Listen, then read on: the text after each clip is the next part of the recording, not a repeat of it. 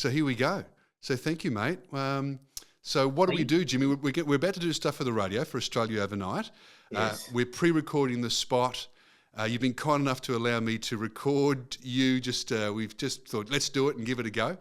Because I've been in different places, actually, different studios, and finally this is a better space, and I'm set to go, and it's all happening. Nice.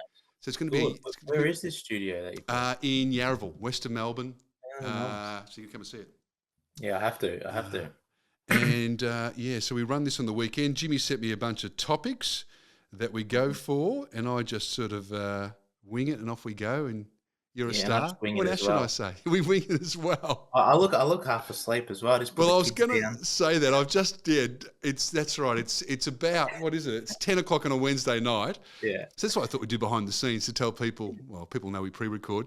Yeah, 10 o'clock on a Wednesday night. I've had a nap in my clothes during the day because all the weird hours. You look fresh. You look fresh and tan. Yeah. Oh no, mate. Good. Yeah. Well, I've got the lights set up. I've put the lights up. I know lighting. When you do audio, it's one thing, but video, there's a whole bunch of other stuff going on. But I'm pretty happy. So, because this year will be a big year of this sort of content. So thank you, Jimmy Szarbo. You're a good man. I'm going to share this. See how we go. If I like it, I'll share it. Yeah. Sure, man. Okay, here we go. Australia Overnight. Jimmy Szarbo's here with the Szarbo Report. Jimmy, welcome to the program. Thanks, Pat. Thanks for having me, mate. I appreciate it. Yeah, well, we've got you on the Zoom. We're going to video this, and I'm going to share it with our listeners, and I'll tell everybody how they can access it.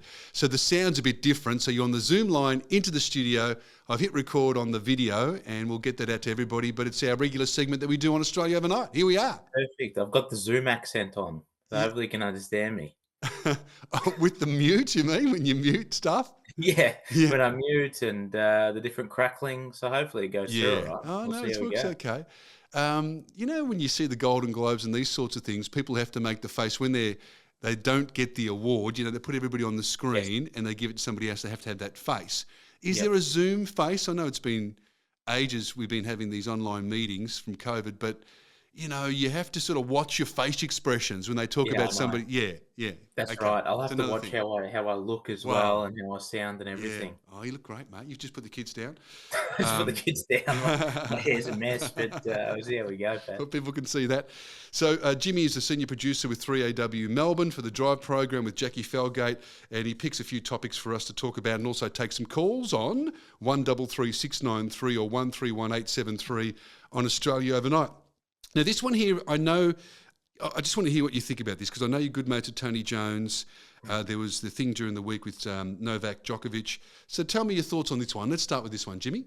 Yeah, so it was a hard one, obviously, because we work with TJ, and it came out on Monday. It was first day Jackie's back, and it just absolutely blew up. So for people, I mean, probably everybody knows what's happened, basically. But last week, Novak obviously boycotted his on-court interview, and it came out his reasonings were because he was offended by Tony Jones's comments on his live cross during his news bulletin on Friday, and he had the group of Serbian fans behind him, and then he kind of mocked them a little bit on TV and said he's a has-been, overrated, kick him out. But it was part of Tony Jones's stick, you know, that he does that all the time and tries to make a joke. And obviously that didn't translate well. And Novak was offended. The Serbian Council of Australia wanted him basically booted and wanted the resignation of him. And Novak wanted a formal apology. It absolutely blew up. So when Jackie came back, the phones just lit up. That's all people wanted to talk about. There were strong opinions on it. Did he go too far? Was it an overreaction by Novak? In my opinion, and maybe I'm biased, but I just thought it was the biggest overreaction of all time. It was a bit of banter, and he should have known that. And it just showed, I think, that the ego of Novak, in my opinion. I think he was too harsh on Tony, firstly, but also to boycott an interview and ask for a formal apology over a joke like that. I just think it showed the ego. And you had people like Nick Kyrgios come on board and slam Tony Jones as well. And off the back of what Kyrgios has done in the past, I think that it's a little bit hypocritical for him to do it. That was my take. Some people were different. Some people thought Tony overstepped the mark and he should know better. But it is a hard environment to be on live TV. Yes. And at times try and ad lib things, and we know Tony. I mean, if you know Yes.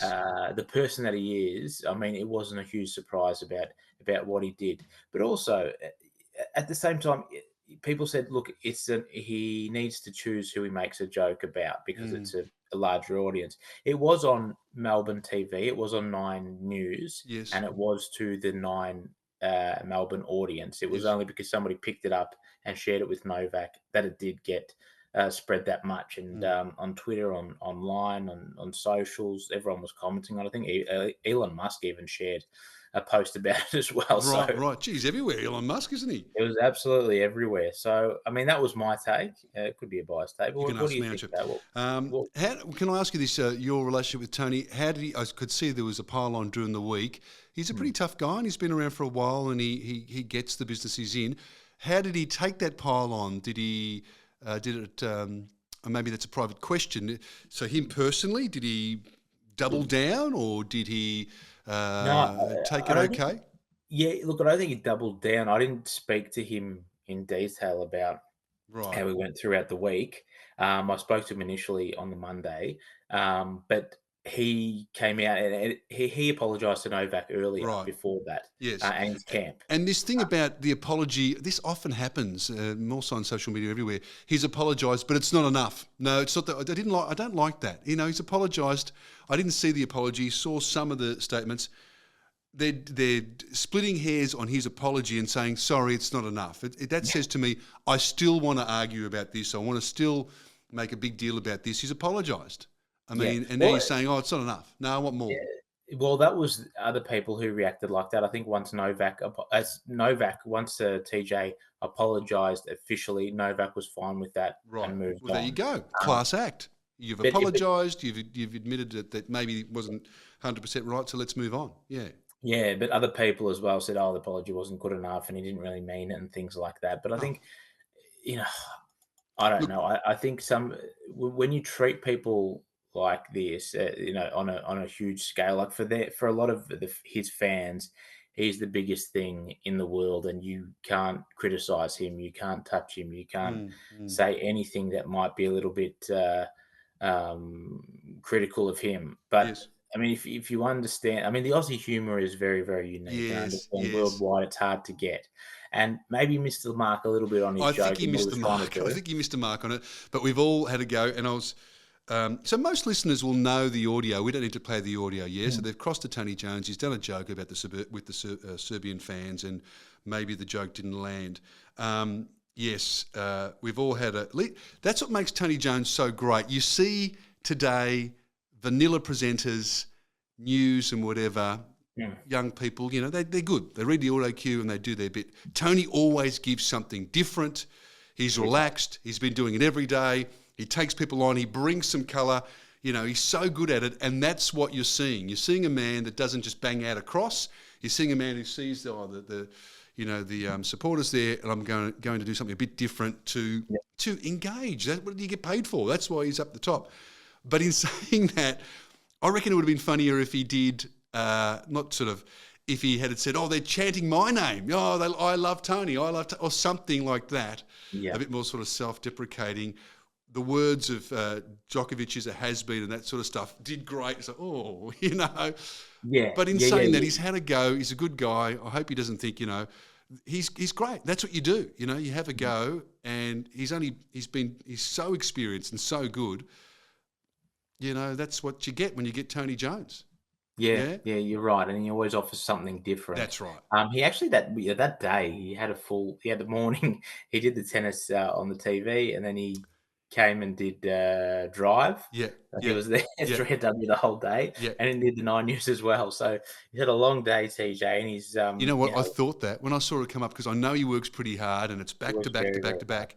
So here we are, live cross time. Oh, let's do this. Oh, okay, I need a bit of colour on. He's relaxed, he's great. But sometimes when you're on that momentum, it's happened to me, oh boy, Yeah. back to back to back, and you say things and you think, oh, okay, I got a bit Well, look at loose. this- I got look a at bit this loose segment, there. Look at this segment for me. I mean, I can't even put two words together at the moment after putting the kids to sleep. Oh, So you're a star, mate. You're a star. This is why I thought we'd video this one, because we get so many comments on your segment. Okay, 133693 131873 for our callers. to join the conversation on this one. Is it a storm in a teacup? Is it time to move on? I mean, it's something that happened. Yeah, Djokovic wasn't happy. Is it about his ego? Should he have stuck, dug his heels in and said, "Oh, I don't like this." He could have let it go. If he had let it go, it would have just disappeared. Don't you think? He could have just let it go. Yeah, well, I would have thought somebody like that would let it go, especially when an apology's been given to the camp straight away, and that's what did happen before his match. There was an apology given by Tony Jones already to his camp, Yeah. so that it could have been solved pretty quickly, Yeah. without this happening. But that's his style, and I guess. Yeah. It's just, and it's hard when you know somebody and you know what they're about, and that's why true. You've worked with them pretty closely. I my get that. opinion anyway. You can take it with a grain of salt, but I just thought it was pretty rich coming from people like Kyrgios, who were calling him, Agreed. how does he have a job and that sort of thing. When they've had a lot of incidents in the past where, yeah, they probably shouldn't be talking. No, yep, agreed. Yeah. And if you want boring presenters, that's another thing. Do you want everybody to fall into line? There's somebody who is a great part of tally, and this is what you get. You get somebody who's, relaxed and off you go. I mean, people love Trump. He's with the weave and that sort of stuff. He's I don't know if I should be comparing the two, but anyway, you have a go. You have a go. Tony Jones and Trump. Yeah. I'm just saying, well, be careful what you wish for. That's what I'm saying. Do you want to make every TV presenter and everybody on the radio frightened to speak off the cuff? Well, this is the great. And then you're going to get vanilla. Everyone's so nervous that there's going to be a pile on and a cancel culture. Leave the guy alone. We're all having a go, and this is part of the flow. Well, this is the thing, actually, because this happens a lot in. We look at sport, for example. We always say these AFL players are so boring. They give nothing. They say nothing. They just give the old cliches. As soon as somebody says something with a bit of personality or gives a little bit, everybody jumps on. The media jumps on. The public jumps on. Oh, I shouldn't say that. He didn't. And then that's what you're going to get. You're going to get more cliches. You're going to get more boring players. So what do you do? That's why I'm a bit more lenient for people to kind of express themselves. I mean, I know I said that about Kyrgios, but it was a personal attack, I think, the way Kyrgios handled it. Yeah. But I'd rather people have a little bit of fun, play a little bit, That's right. show a little bit of personality. And yeah, sometimes you miss. I know it's so hard. I mean, for humor. That's right. And do you know, for our listeners, I've seen this and surprised by it. Not the older, more experienced people in this business, but some younger people get into this business, maybe talk radio, and they're scared of getting on. They're scared about talking about certain issues because they're scared about the pile on, and they might say something that people don't agree with. Mm-hmm. So there you are. You start piling on people, and then all of a sudden you wonder why nobody's saying what they think, and everything is watered down. So correct. There you go, Jimmy Szarbo, the Szarbo Report on Australia Overnight. He brings to the table a few topics to discuss from the week. That's Tony Jones versus Novak Djokovic. Your calls on that one. What about items being lost on trains? What's this story? Yeah, I couldn't believe this, actually. Metro Trains actually approached us with this. Every month, about 2,000 items are lost on Metro Trains. And last year, they did all these stats, right? 22,350 items were handed in last year to lost property. Right. So that's not including all the ones that people have left behind and it's been stolen.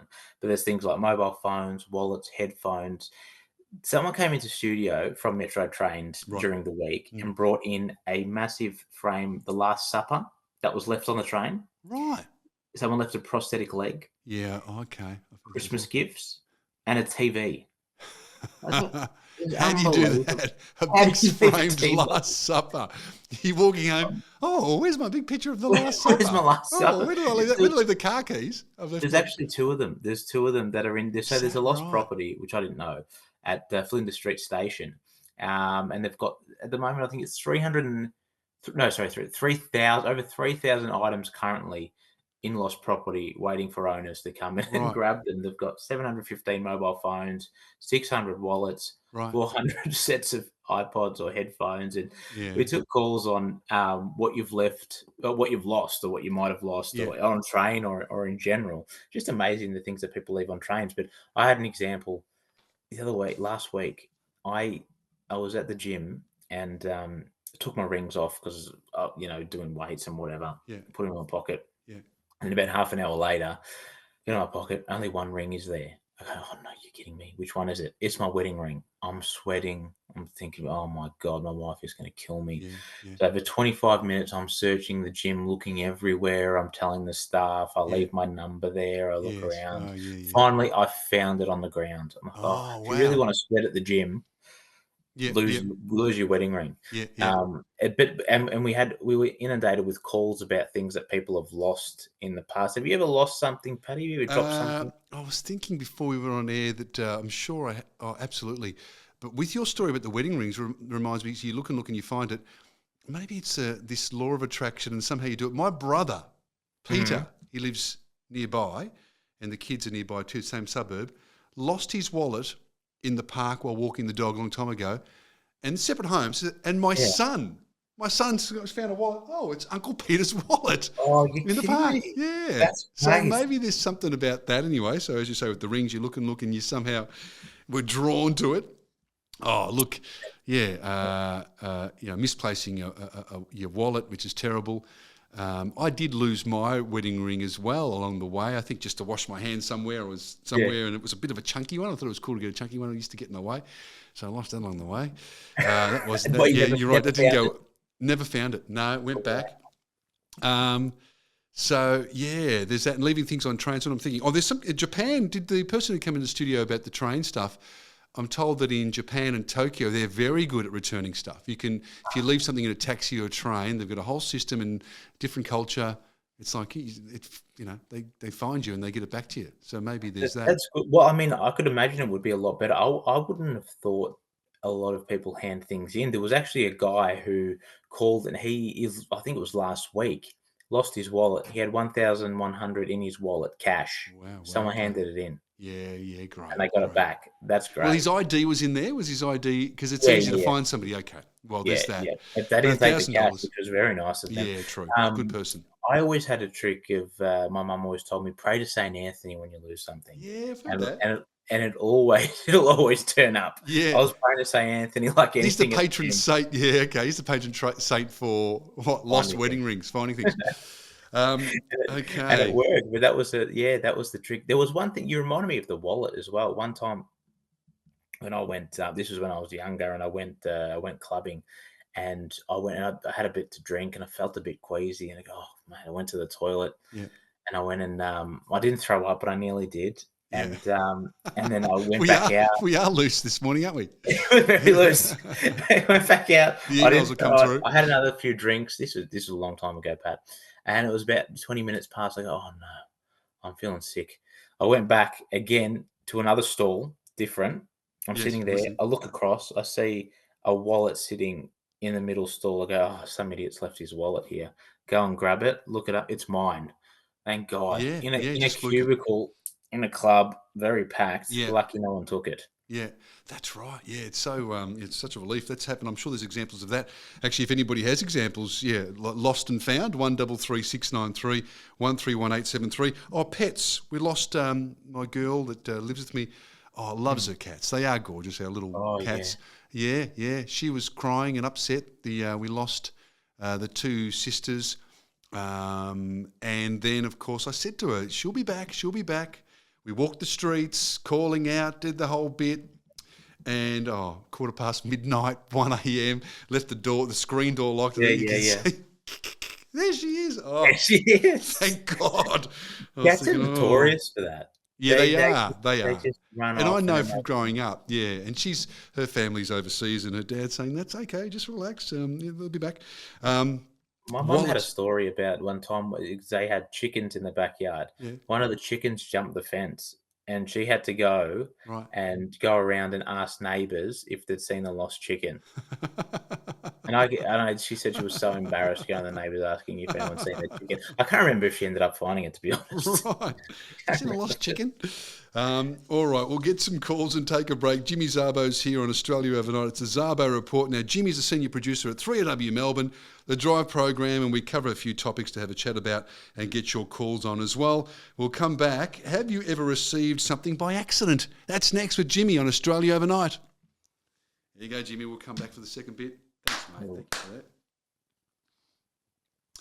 Australia Overnight, the Szarbo report with Jimmy Szarbo.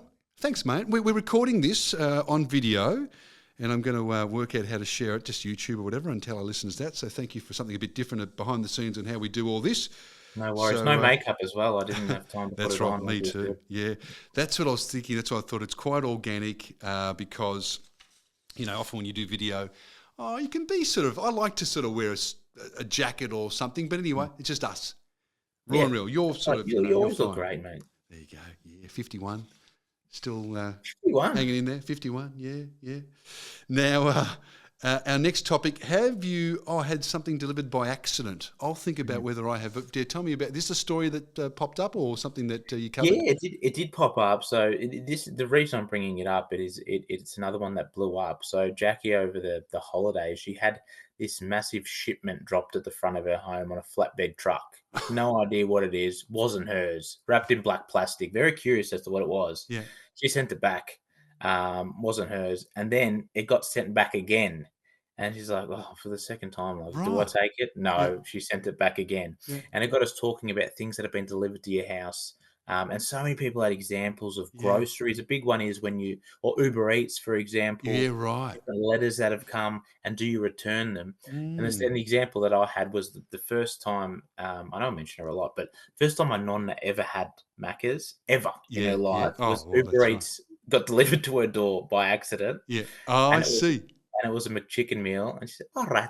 She actually liked it. It was the first She time. liked it, okay. Yeah, it was all right. The first time ever she had Macca's, it got Yeah. delivered by accident to her door. But in those situations, what do you do? Because somebody said that like groceries got delivered Coles, and then they called, I think it was Coles, or it might have been another supermarket, and they called them and said, oh, I've got this, it's not mine. And they say, well, it's been delivered now. Just keep it. Just keep it. Yeah. So, Okay. got some free groceries, which isn't bad. Yeah, you check with your neighbour, I guess. If it's a delivery, like a parcel, would you knock on your neighbour's door and say, "I've received this parcel. Is it yours?" But then they might not be honest with you. You probably should, but I mean, no, you should definitely. It depends how nice your neighbours are, though. Yeah, I guess so. Just trying to think if it's happened to me. Nothing's been delivered to you by accident. Oh. Another one. I'll give you a situation, Pat. I've got a funny delivery story. Okay, you give me a situation. Yeah. If this happens, so you're at a restaurant. I've never said this is embarrassing. Yeah, anyway, at a restaurant. I can't wait what you're going to say. Okay. You and I are sitting at a restaurant. We're having dinner. Our food gets delivered, but then waiter comes around and goes, "Oh, did you order a bowl of chips as well?" But we didn't. What do you say? Oh, yeah, that one. Well, you say. You say no because I'm just playing it safe because the next table or somebody will be around and they'll hear you. And they go, no, it's our bowl of chips. And it'll be so embarrassing. Look, we've all been a bit cheeky on that front, but I guess you say, oh, no, they're not ours. They must be theirs or something. That would be me. Did you order chips? Yeah, you're too nice. I'm the same. I have a friend that if there's a few people at the table, if the waiter comes and says, oh, well, these are yours, whatever it is, you just say, "Oh, I think someone might have ordered that." Yeah, okay. Yeah, well, and then it's just maybe. Yeah, that's true. That's true. You sort of know. You sort of know that it's unlikely, but yeah, a bit like we've covered topics that we've discussed beforehand. That there's some things we won't go to, but the like the Elon Musk apparent Nazi salute. I don't know why I'm making this. I think it's like, of course it is. No, it wasn't. Now I'm taking down another road there. Yeah, it's like the bowl of chips. It's sort of like, I think we might have, it looks like a Nazi salute. Of course he's a Nazi. I mean, there's, it wasn't. And there's a whole sort of context. So, yeah, just like that. I think some reporters are saying stuff that they sort of know is not true, but it serves their purpose, if you know what I mean. It's like, I think we ordered the chips. Someone might have ordered. It looks like a Nazi salute. Yeah, that'll do. Let's just say that about Elon Musk. Right. So your delivery story. Yeah, to sleep during the day, I need to, because with the overnight program, you wear the eye blocker things, the eye covers. Yeah. And I've got a new set somewhere that are great. Oh, They're bigger. I saw them the other day in the office. Did I leave them there? I leave them everywhere because I'll go at the back sometimes and have a bit of a nap during the news, or if we play maybe a pre-record sometimes. So I leave them there. But when I leave them around, I've got another set at home that must have belonged to my daughter or somebody, and it's like cat's eyes with the cat's thing. they're quite old, and I think I couldn't find the other one, so I need to sleep. So I'm wearing the cat's eyes eye blockers. Yeah. A little studio apartment. My girl was working from home there, so she's busy. She doesn't want to, I'm doing my thing. A delivery comes. I'm sort of half asleep, so pajama shorts on, this and that. Cat's eyes, completely zonked. She's like, get the door, get the door. Oh, okay. I pushed the cat's eyes up on my forehead. I'm completely zonked. Don't know where I am. Open the door. There's this sort of burly sort of delivery guy. And he's like, did you, I don't know what it was. Yeah, we signed off. I think it was some cat food or something or whatever from pet store or whatever. Yeah. And I'm trying to talk to him. I said to him, look, I work at night. But he's giggled at me. He sort of looked at me and thought that it was something weird going on. Here's this guy asleep in the day, cat's eyes special thing on his head with the thing, his shorts on, and he's had a giggle and walked off. And I thought, what was that all about? So it's quite embarrassing. But now you bring it up, I thought, I was going to mention it on the radio. I never did. So you know why? He probably thought the cat food was for you, and you were one of those furries. That's what it was. That's what it is. That's what it was. I think it was cat food, and I was wearing cat eyes. You were wearing cat eyes. I thought I was doing something weird, or some sort of cult ritual in the house, or something. Lucky you weren't wearing your tail that day. That would have been very awkward. But oh man, there you go. That's great. That reminds me of another one that happened last year, where you know how you can put filters on your phone. So when you're speaking to someone on FaceTime, yes, filters can come up, and there's one that's like an egg face. Oh yeah. And it was someone who called into Jackie's, and she had a doctor's like a FaceTime call with a doctor, her appointment, and her child had put the filter on previously, and she couldn't get it off, so she had to do the whole doctor's appointment with a filter on her face. As an egg. As an egg. While she's talking to the doctor. I love it. It's like simple technology, same as me, like even recording this interview on video. It's sort of like you just hit record and things, but I can't, I can't work it all out. So I can relate to that. It's like, how do you get this egg thing off? Good on you, Jimmy. Thanks, mate. It's always awesome having you on the program. Our listeners will join us, and we'll let you go for the weekend. And we'll be back. You'll come back, won't you, Jimmy? I haven't scared you off. I will always be back as long as I performed okay today, as I said. You have, mate. Both audio and video. Audio and video. I hope I haven't put people off. No, we'll keep listening for our listeners. I will tell you how you can access this video just to see a bit behind the scenes. Look, you're a busy man. I know it's truly, producing that drive show and the other stuff you do, you're busy and you make the time for us. So I appreciate it, mate. Thank you so much. Good on you, man. Anytime, mate. Alrighty. Jimmy Szarbo, Australia Overnight.